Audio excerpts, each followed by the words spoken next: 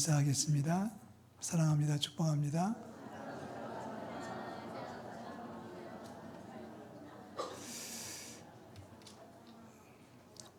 오늘 설교의 내용하고 연결해서 인사를 이렇게 하고 싶어요. 사실 한 번 더 할게요. 당신의 믿음은 몇 점입니까?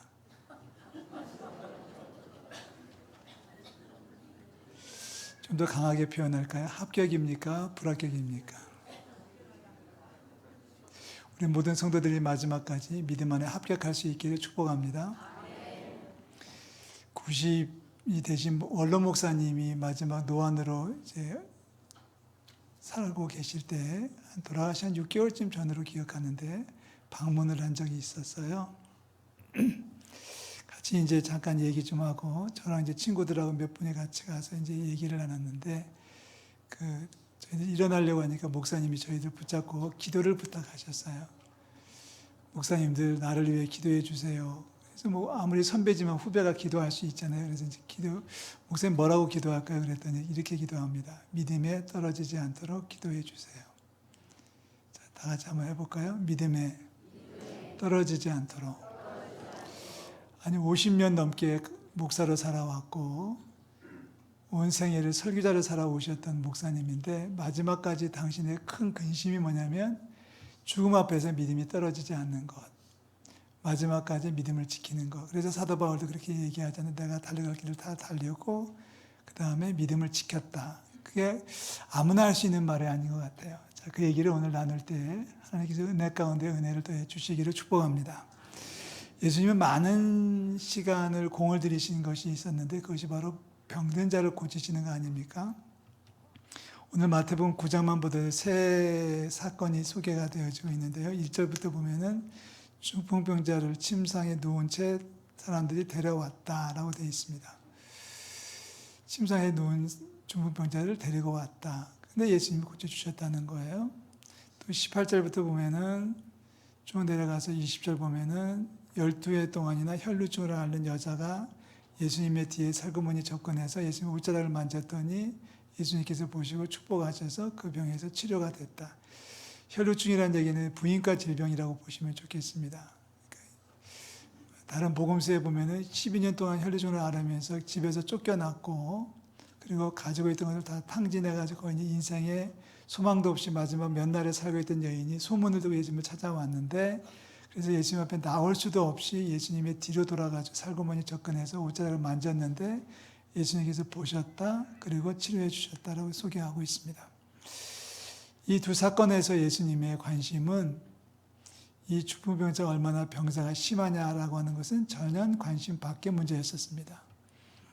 보통 우리가 어떤 사람을 만나면 제일 먼저 물어보는 거 그리고 소개하는 것이 이름 얘기하고 눈치로 맞추죠. 나이 얘기하고 그 다음에 어디 살아요부터 시작하고 뭐 그런 얘기들을 나누게 되지 않습니까? 중풍병자가 왔을 때 예수님의 관심은 얼마나 오래 알았는지 지금 밥도 못 먹는지 혼자서는 걸을 수 없는 이런 게 관심이 아니었고 다른 것을 보셨어요. 자, 12회를 혈루증을 앓던 여인이 왔을 때도 마찬가지입니다. 여인의 이름이 뭔지 그래서 혈루증을 알아서 지금 상황이 어떤지 얼마나 고생하고 있는지에 대해서는 전혀 관심이 없고 여인의 무엇을 보셨어요? 이름을 보셨습니다. 오늘 우리가 읽었던 9장 27절부터 보면 두 맹인이 등장하는데 두 맹인의 경우 예수님의 소식을 듣고서 예수님을 따라왔다고 되어 있습니다. 여러분 맹인이 누구를 따라간다는 건 쉽지는 않아요. 앞을 본다면 얼마든지 따라갈 수 있겠지만 보지 못하는 사람 입장에서 누구를 따라가는 게 쉽지 않았는데 예수님을 따라가면서 계속 소리를 질렀겠죠. 다윗의 자손이여 우리를 불쌍히 여겨 주세요. 우리를 불쌍히 여겨 달라는 얘기는 우선 당장에는 먹을 것을 달라는 얘기겠고 그리고 뭐 마실 거나 용돈 좀 달라는 얘기를 이해할 수가 있을 텐데 이 맹인들은 끈덕졌습니다. 아주 끈기가 있었습니다. 예수님의 집에까지 들어가시는데 집에까지 따라 들어왔다고 되어 있습니다. 집에까지 따라온 이들에게 예수님께서 물으시는 말씀이 있죠. 내 이름이 뭐냐? 안 물어보셨어요. 너네들 어디 살아? 안 물어보셨습니다. 너네들 언제부터 앞을 못 보게 된 거야? 라고 물어보지 않으시고 느닷없이 예수님께서 말씀하십니다. 내가 능히 이 일 할 줄을 믿느냐? 일이 뭔가요? 보통 우리가 대화를 할 때 제가 이렇게 컵 뚜껑을 보여주고 여러분 이게 뭔지 아세요? 이게 말하면 이게 컵 뚜껑입니다. 이렇게 대답할 수 있으실 거예요. 뭐가 얘기하고 쉬운 말로 한정을 해놓고 얘기해야지 대화가 되는 거예요. 근데 아무것도 안 보여주면 이게 뭔지 아세요? 그러면 여러분 맞출 수 있어요? 못 맞추죠. 귀신이 아닌 이상. 뭔가를 보여주고 이게 뭐냐고 물어봐야 되고 뭔가 얘기해 놓고 이 일을 할 줄 믿느냐 이렇게 얘기했으면 대화가 되는데 예수님은 느닷없이 아무런 전제 조건 없이 설명 없이 내가 능히 이 일을 할 줄을 믿느냐라고 물었습니다. 그랬더니 맹인들이 믿습니다라고 대답해요. 그래하여이다 이렇게 대답을 했습니다. 자, 그 일이 뭐예요? 눈을 뜨게 하는 일이었습니다. 아마 맹인들도 감을 잡았겠죠. 눈치로 맞췄겠죠. 예수님도 이 사람들이 지금 필요로 한 것이 빵 몇 부스러기가 아니라 돈 몇 푼이 아니라 눈을 뜨게 해줬으면 하는 바람이 있다는 것을 예수님도 아셨습니다. 그러니까 뭐가 교감되니까 대화를 그렇게 진행하셨겠죠. 여기서도 예수님이 그렇게 말씀하십니다. 내 믿음이 너희 믿음대로 되라. 오늘 우리가 따져보고자 하는 질문은 바로 믿음입니다. 신앙생활을 많이 했어도 결국 우리에게 필요한 것은 믿음이고 마지막까지 우리가 기도해야 될 제목은 믿음입니다. 우리가 신앙생활을 많이 하고 열심히 하고 있지만 다시 한번 정리하는 의미에서 최근 들어서 믿음을 계속 얘기하고 있는데 우리 믿음에 승리하는 여러분들 되시기를 축복합니다. 중간 좀 왔죠? 이제 한 번 더 물어보고 싶어요. 제가 물어볼게요. 권사님들, 장로님들, 집사님들, 성도님들, 청년들 100점 만점에 몇 점이에요? 자, 예수님이 지금 보고 싶은 게 바로 믿음이에요. 자, 중풍병자가 사람들이 데리고 왔을 때 예수님은 사람들의 믿음을 보셨다고 기록하고 있습니다. 여러분 2절 말씀 한번 보시겠어요? 침상에 누운 중풍병자를 사람들이 데리고 오거늘 예수께서 그들의 뭘 보셨어요? 믿음을 보셨습니다. 그들의 옷차림을 보신 게 아니라 그들의 어떤 형색을 보신 게 아니라 그들의 어떤 나이를 물어본 게 아니라 다른 것에 관심 둔 게 아니라 그들에게 과연 믿음이 있는지 없는지를 확인하고 싶으셨어요. 그래서 또 그들의 믿음을 보셨다라고 성경은 기록하고 있고 믿음을 보셨기 때문에 믿음을 확인하셨기 때문에 믿음에 따라서 복에 복을 더하셔서 중풍병자를 일어나게 만드셨습니다. 자, 12의 혈루증 앓던 여인은 어땠을까요? 22절 말씀 여러분 보시겠어요? 자, 여인이 왔어요. 왔는데 예수님이 돌아보십니다. 누구야? 내 옷 만진 사람이 누구야? 지자들이 이제 항변하죠. 아니 이렇게 사람이 많이 와서 밀치고 있는데 누가 밀친 사람이 예수님을 만진 사람이 한두 명이 아닙니다라고 했지만 예수님은 그 중에 어떤 한 여인을 지목하십니다. 그러면서 그 여인을 얘기하시죠. 말씀하시죠. 22절 다 같이 읽어봅니다. 예수께서 돌이켜 그를 보시며 이르시되 따라 안심하라 내 믿음이 너를 구원하였다 하시니 여자가 그 즉시 구원을 받으리라. 자, 내 믿음이 너를 구원했다. 예수님이 지금 보고 싶은 것은 다른 게 아니라 그들의 믿음이었습니다. 그러니까 다른 것, 예수님 우리를 평가하신다면 다른 것 아니고 믿음을 따라서 평가하시고 복을 더해 주실 줄로 믿습니다. 자, 맹인 얘기를 계속 할게요. 27절부터 보면은 맹인들이 예수님을 따라왔는데 예수님께서 그들에게 물어보시잖아요. 내가 능히 이 일을 할 줄을 믿느냐? 주여 그러하오이다. 내가 이 일, 너희들의 눈을 뜨게 할 줄을 믿느냐라고 물어보셨고 그러합니다라고 대답이 나오자 예수님께서 두 가지 행동을 하셨습니다. 첫 번째는 그들의 눈을 만지셨어요. 그리고 그들에게 선포하셨습니다. 너희 믿음대로 되라. 분명히 눈을 만지신 것은 사랑입니다. 그만큼 예수님은 맹인들이 가까이 오는 것을 마다하지 않으셨다는 얘기고 가까이 온 맹인들의 눈을 만지셨겠죠. 남의 눈을 만진다는 것이 쉽지 않습니다. 더군다나 맹인들의 눈을 만지는 것은 조심스럽습니다. 저는 함부로 못 만지겠더라고요.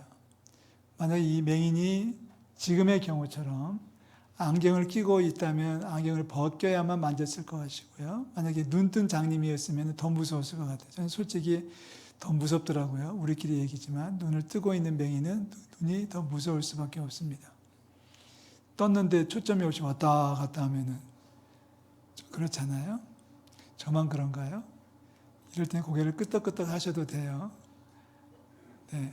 근데 만지셨다는 얘기는 분명히 사랑입니다.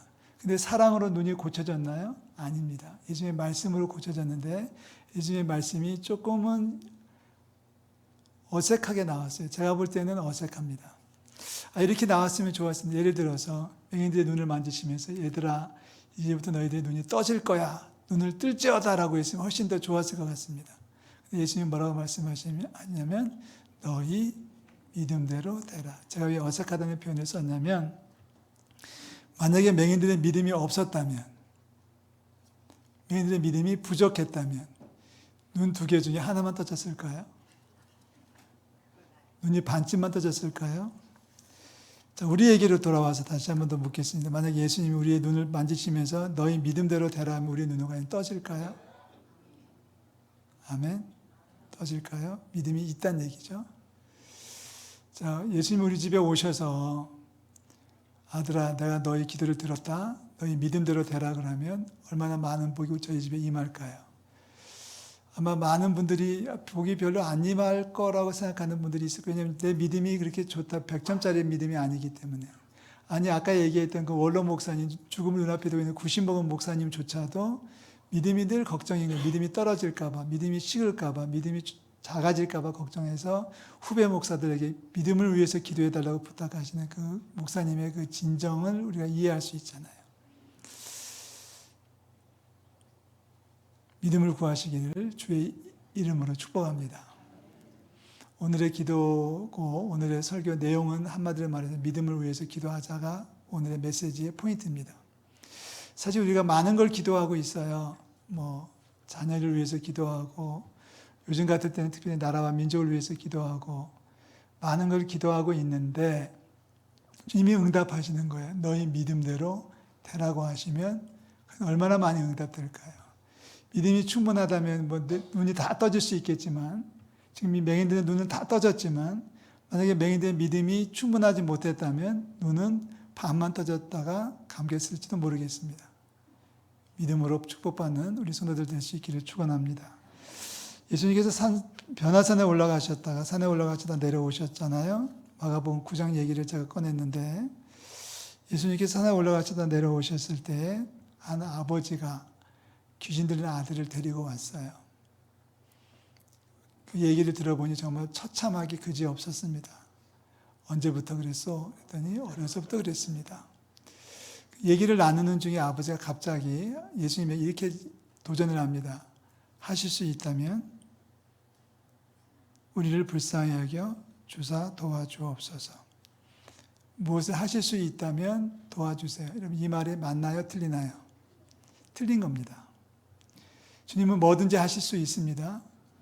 귀신이 한 명 들렸다고 해서 한 명만 고쳐주시고 2명까지는 안 된다 이게 아니라 귀신이 100명짜리 귀신이 들렸어도 주님은 고쳐주시고 죽은 자까지도 살려내시는 주님의 능력이라면 능력은 한이 없으시고 전능하신 하나님의 아들이신 줄을 믿어요. 우리의 믿음이잖아요. 그런 게 믿음이에요. 그런데 이 아버지는 뭐라고 말했냐면 주님 능력이 좀 있으시면 주님의 능력이 얼마쯤만 된다면 좀 도와주세요. 그러니까 예수님께서 그 말을 듣자마자 화를 벌컥 내시는 거예요. 이 사람아 지금 뭔 얘기하는 거야? 내가 능력이 얼마로 제한하는 거 틀린 거야? 이 얘기하시는 거예요. 할 수 있다니 내가 할 수 없는 일이 내게는 없는 거야. 나는 뭐든지 다 할 수 있어. 할렐루야. 나는 뭐든지 다 할 수 있는데 내가 뭐 할 수 있다면 이라고 물어보는 이 아버지에게 지적하시는 겁니다. 그러면서 하시는 말씀이 있죠. 믿는 자에게는 능히 하지 못할 일이 없다. 아멘. 믿는 자에게는 능히 하지 못할 일이 없다고 되어 있는데 여기서 중요한 포인트는 이겁니다. 믿는 자가 누굽니까? 이 말을 좀 더 풀어보면 야, 이 아버지야. 이 사람아, 네가 믿으면 나는 할 수 있어. 네가 믿지 못하니까, 네 믿음이 적으니까, 네 믿음이 부족하니까, 네 믿음이 잘못됐으니까 내가 안 하는 거지. 당신의 믿음이 훌륭하다면, 당신의 믿음이 충분하다면 나는 뭐든지 다 해줄 수 있어. 여러분 이 믿음은 주님의 믿음이 아니라 예수님의 믿음이 아니라 아버지의 믿음이에요. 내가 믿는다면, 내가 믿기만 한다면 나는 뭐든지 할 수 있는데 문제는 네가 믿음이 없다는 거야. 네 믿음이 적다는 거야. 믿음이 부족하다는 거야. 따라서 우리가 할 수 있는 일은 뭐예요? 우리의 믿음을 키워나가는 거죠. 다 같이 한번 해보시겠어요? 믿음 키우기.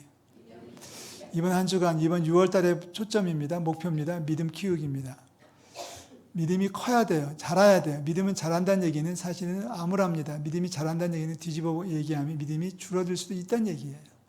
그래서 아까 말씀드린 그 목사님처럼 내가 몸이 아프다고 그래서 교회도 못 가고 말씀도 못 읽고 기도도 못 하니까 내 믿음이 떨어지지 않도록 나를 위해서 기도해 주세요. 마지막 임종의 순간에 믿음이 떨어지지 않도록 나를 위해 기도해 주세요.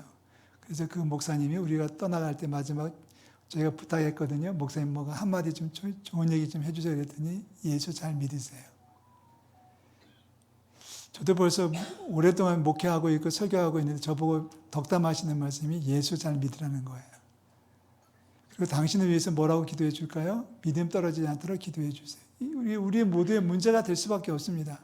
지금 이 자리에서 어제의 믿음으로 마지막까지 견뎌낼 수 있는 분은 한 분도 없어요. 어제의 믿음은 어제의 믿음일 뿐이고 이제는 오늘의 믿음이 중요한데 오늘의 믿음이 떨어지지 않도록 기도하고 노력해야 됩니다. 더 많이 기도하고 더 많이 예배하고 더 많이 사랑하고 이웃을 더 많이 사랑하고 더 많이 축복하고 더 많이 감사할 수 있는 우리 성도들 될 수 있기를 축복합니다. 방법이 없잖아요. 믿음이 한순간에 갑자기 훅 자라는 게 아니거든요. 우리 스스로 노력해야 되는데 제일 중요한 것은 우리가 바라는 것이 필요합니다. 하나님 내 믿음이 자라야 됩니다. 내 믿음이 필요하다는 사실을 인정하는 것이 필요합니다. 갈망하는 것이 필요합니다. 그리고 그것을 기도로 바꾸는 게 필요하겠죠. 하나님 제 믿음이 부족합니다. 불쌍히 여겨주사 제 믿음을 키워주시옵소서. 믿음이 크면 믿음만큼 축복해 주실 거예요. 그렇잖아요.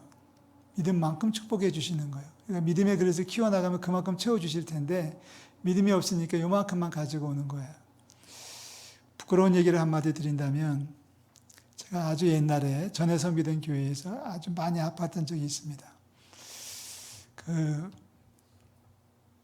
난생 처음으로 닌겔 주사를 맞았습니다. 그런데 금요일 밤에 닌겔 주사를 맞고 토요일 아침에 강의를 해야 되는데 토요일 아침에 일어나가지고 이렇게 기도해서 하나님 제발 2시간만 목을 좀 낫게 해주세요.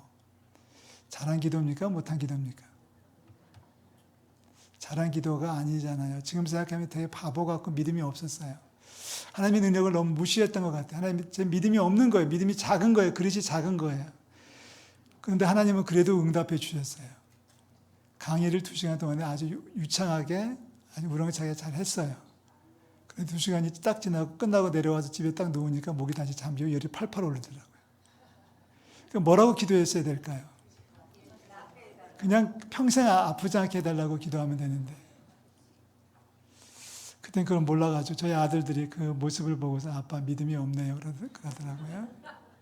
아빠 믿음이 이만큼밖에 없어요. 하나님을 2시간으로 제약한 거예요. 자, 믿음은 구하는 대로 하나님이 주실 줄로 믿습니다. 아멘. 우리가 믿음이 없는 것은 구하지 않았기 때문이고 사실 우리가 기도할 때 믿음 따라 믿음을 구하지는 잘 않거든요. 근데 믿음을 구하셔야 돼요.